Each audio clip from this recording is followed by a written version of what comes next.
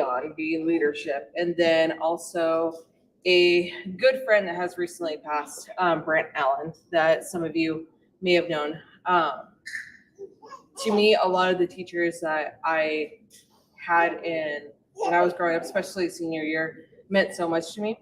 And I was given the opportunity by the bank called CapEd, and they were like, hey, if you spend so much on your card, we'll go ahead and donate what you spend to the school. And I did that for the broadcasting class because I spent 4 years in that program and did the news for Nampa High, Skyview, and then obviously Columbia. But in my cards senior year, I didn't expect my stepdad to pass at 35, and I'm 30. So just thinking about 5 years difference is a hard thing, but I really dawned on me because I had the teachers that really connected with me at that time to make sure I was okay.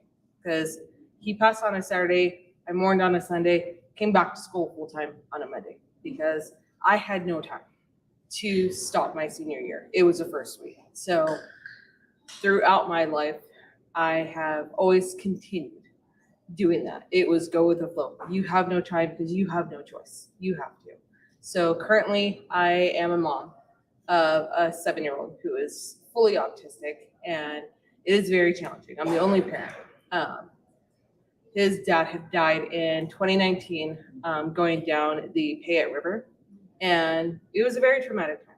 But like I said, I still go with the flow. I have no choice.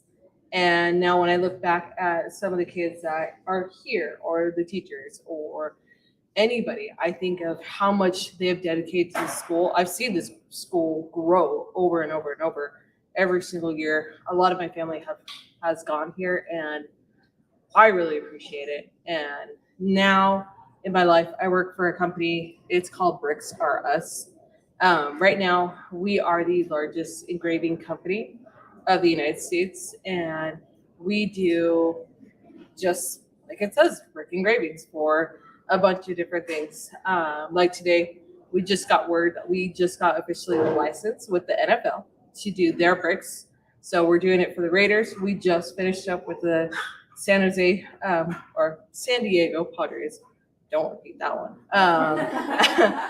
And we also did Penn State, Houston Astros, you name it, we did it. We just finished up with the Boston Bruins hockey. So we did engraved pucks. So just kind of an example of what I do. Ryan, can you grab that real quick? I took this logo because I know that Kansas State has the exact same logo, but apparently it's been modified a little bit. But this is what I do. And I did this one myself because when I wanted to present it, I wanted to think that I had a hand in making this. And I know that when I come across Happy Valley, every time I go to work, I think of how wonderful this school is. I remember the memories, and I remember the times that I've had here, the tears I've had here, but also the love and appreciation and the dedication that the teachers and the staff have put into us. That even though we all had our own problems and our own trials, our own little day-to-day lives, they still made us feel worthy of being kids. And you're thinking 14-year-olds, 18-year-olds, kids don't know nothing. But they made us feel like we had a place here. So I want to say thank you on behalf of myself. And yeah, that's all I got. That's all I know. Thank you so much.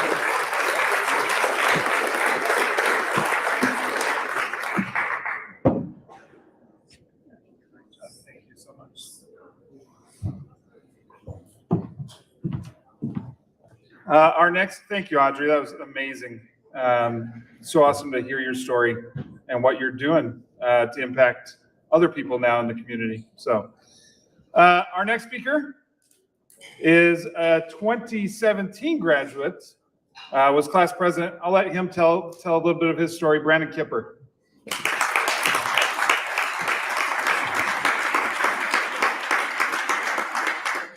You need some help? This thing's really short.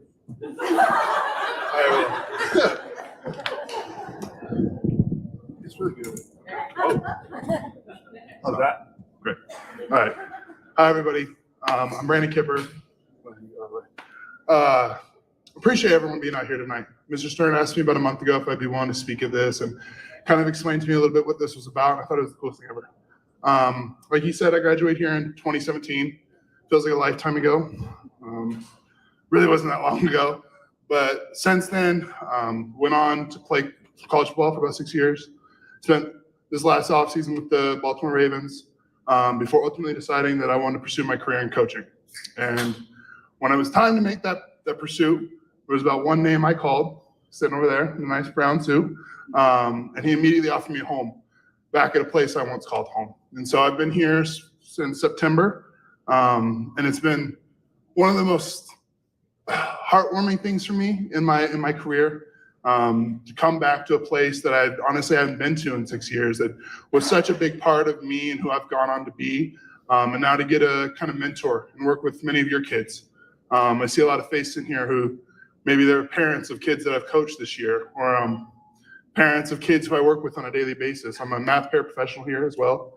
But just kind of a little bit about me and my story and what this place has meant to me. Coming here, as many of you can remember, I was a football player. And this wasn't necessarily like the ideal football school. The reason I chose to stay here was because of people like you. It's people like Coach Katie, Kirsty, Pauline, Miss McDonald's out there, the people that made this feel like home, my family, people who I've maintained contact with through my whole journey. And it's those people that made any amount of losses on the field worth it. Because no matter what, I knew when I showed up, I'd have people there that loved me and supported me, and ultimately would help me pursue whatever career I decided to go on to after high school. And now I see all of your guys' faces. And for many of the kids that go here today, you are those people. And I think it's a truly special thing, because especially in the area we live in, not everyone has a great home to go home to. And it's people like you, those who volunteer and truly reach out of the kindness of your heart, that make an impact in many kids' lives who otherwise wouldn't have got to experience that. And who knows, maybe you will inspire a kid to go on and play professional football. I know it happened to me. Now coming back as an employee here, it's weird, I'm still getting used to calling Mr. Stern Nick. I haven't got quite used to it, but now having come back, I get a new perspective of it. Not only as the person who was impacted, but to extend that impact to another kid.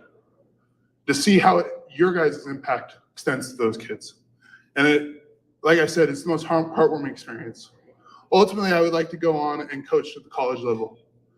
But I don't know if I would ever truly have got to appreciate what I would like to do with my career had I not got to come back and see the impact that this high school level has on so many kids.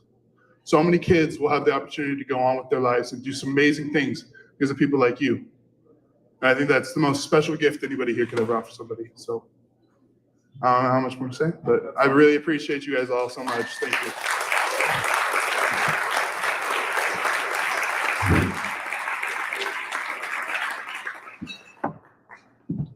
Whoa.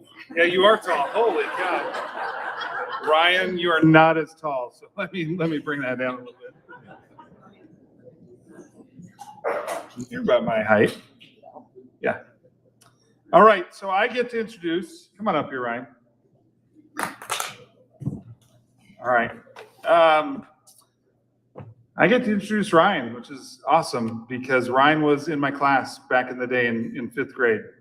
Ryan is a 2020 graduate, was another ASB president, right? Brady took a picture over here and I told him, I said, realize over the course of the years here, I'm going to ask you to come back and give a speech as well. So you got something to look forward to, Brady. So Ryan, wow. I'm going to let him speak, but I just got to say how proud I am of Ryan and what he's done with his life and who you impact. It's a lot of our kids here and people in the community. So thank you, Ryan, for coming in.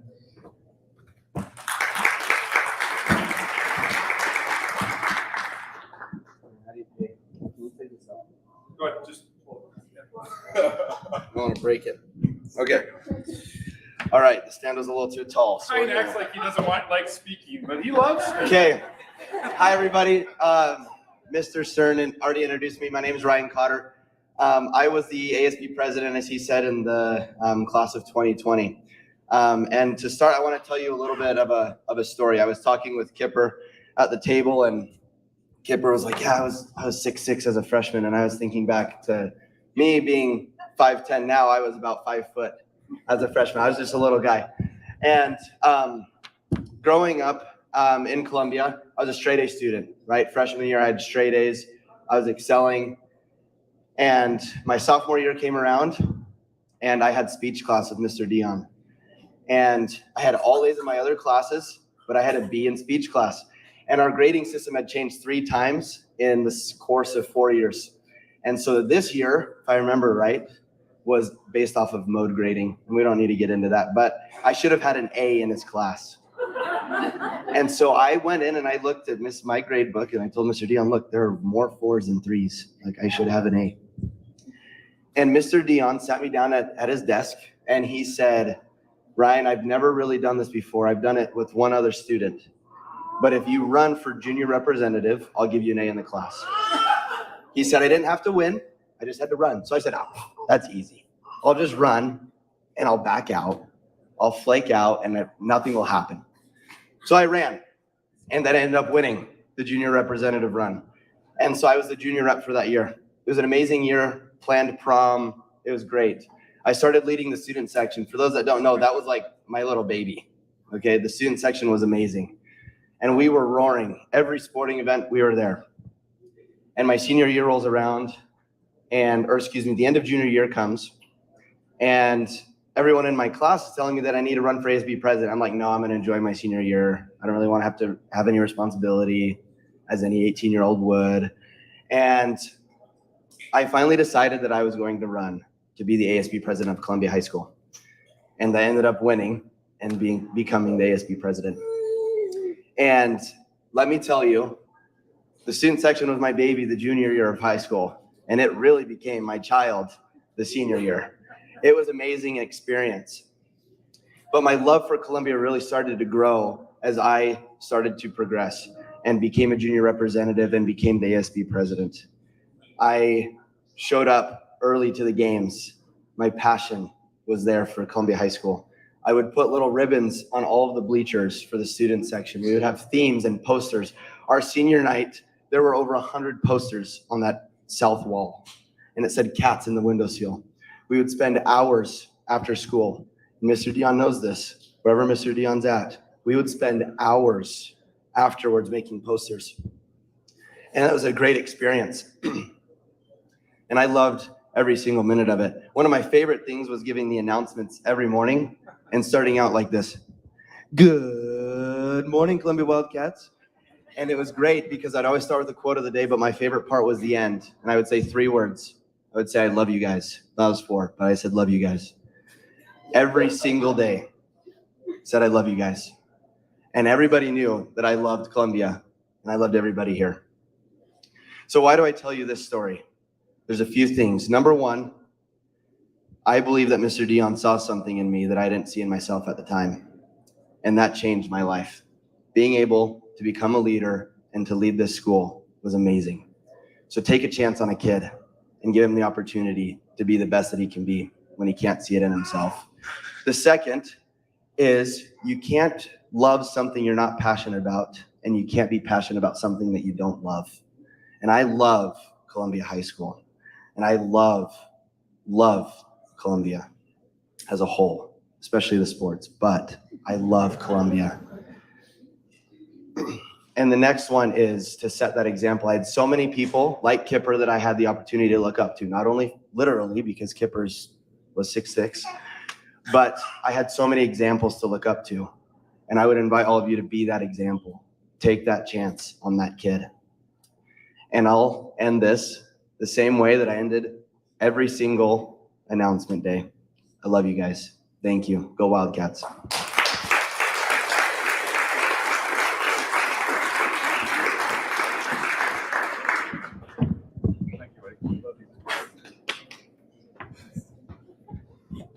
All right. Wow, that was 3 impressive speakers. Thank you guys so much. Let's give them another big round of applause for coming in. taking time out of their families to inspire us and keep us walking the good walk that we do for all of our kids here and all of our staff here at Columbia High School. So thank you guys for coming in. I really appreciate it. I want to introduce over here, we have our culinary department and Alicia Ferguson. So these are the folks that have served you dinner tonight. So let's give them a big, huge round of applause as well.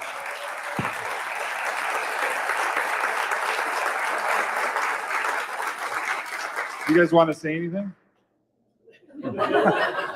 All right. Our last course is going to be delivered to you guys in just a minute, and that is dessert. And then we'll follow that up with a few raffle prizes and let you guys get home to the rest of your families tonight. Thank you.